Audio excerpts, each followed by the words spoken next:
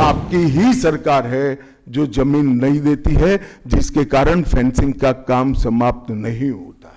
क्या बंगाल की मुख्यमंत्री ये जवाब दे सकती है कि असम में घुसपैठ क्यों बंद हो गई, त्रिपुरा में घुसपैठ क्यों बंद हो गई, गुजरात और राजस्थान की बॉर्डर पर घुसपैठ क्यों नहीं होती है? त्रिपुरा में क्या हो रहा है?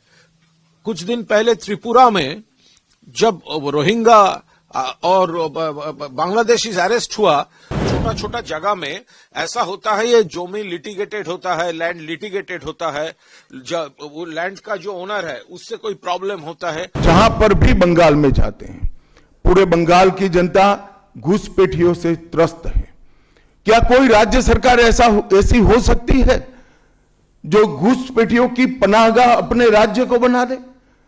राष्ट्रीय सुरक्षा पर कितना बड़ा खतरा है, इसका जवाब बंगाल की मुख्यमंत्री ने बंगाल के चुनाव में दे।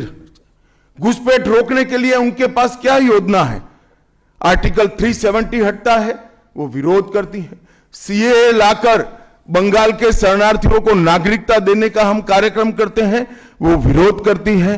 और वो ठीकरा फोड़ते हैं कि बीएसएफ है, वो रोक नहीं रही है।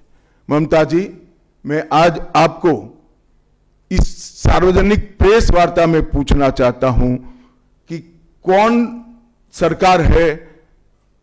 सी सरकार है बांग्लादेश की पूरी सीमा पर जो वाड़बंदी करने के लिए, बॉर्डर पर फेंसिंग करने के लिए जमीन नहीं देती है?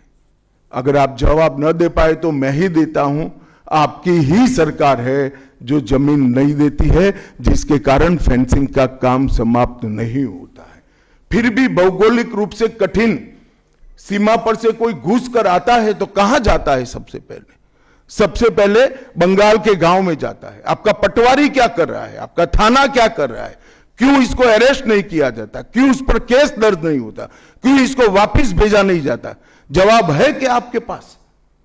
क्या बंगाल की मुख्यमंत्री जवाब दे सकती है कि असम में घुसपैठ क्यों बंद हो गई, त्रिपुरा में घुसपैठ क्यों बंद हो गई, गुजरात और राजस्थान की बॉर्डर पर घुसपैठ क्यों नहीं होती है, पंजाब की बॉर्डर पर घुसपैठ क्यों नहीं होती है, कश्मीर की बॉर्डर पर घुसपैठ क्यों नहीं होती है, सिर्फ बंगाल में क्यों होती है? क्योंकि आपकी निगहबानी में घुसपैठ कराई जाती है और बंगाल को धीरे धीरे डेमोग्राफी चेंज कर आप आपकी वोट बैंक को पुख्ता करनी चाहती है। मगर ये लंबा नहीं चलेगा।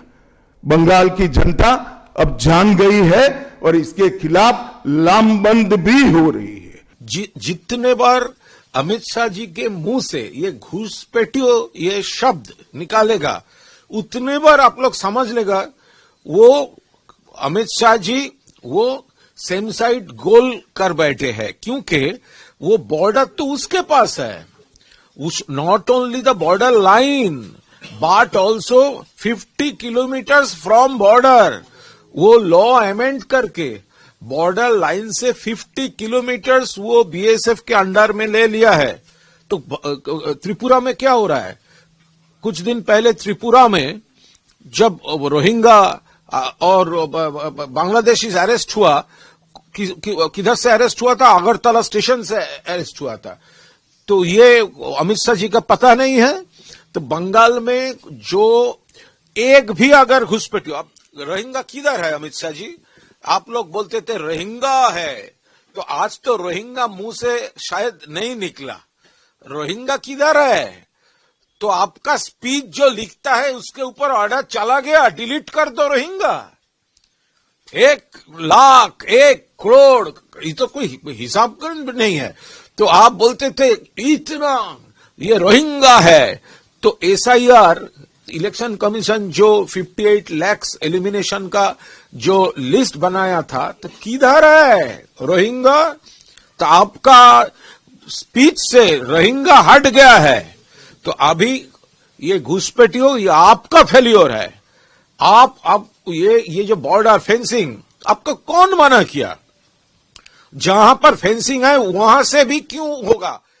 तो ये तो आपका फेल्योर है। बहुत सारे जमीन दिया हुआ है, देखिए किसी छोटा छोटा जगह में ऐसा होता है, ये जमीन लिटिगेटेड होता है, लैंड लिटिगेटेड होता है, वो लैंड का जो ओनर है उससे कोई प्रॉब्लम होता है, वो कुछ पॉकेट है, लेकिन ये पूरा तो वहां पर तो पहाड़ा बढ़ाना चाहिए। जहां पर किसी कारण पे नहीं है तो वहां पर तो बढ़ाना चाहिए, किंतु ज्यादा से ज्यादा जगह पे तो है, तो वहां पर क्यों ये घुसपैठियों का इशू आ रहा है?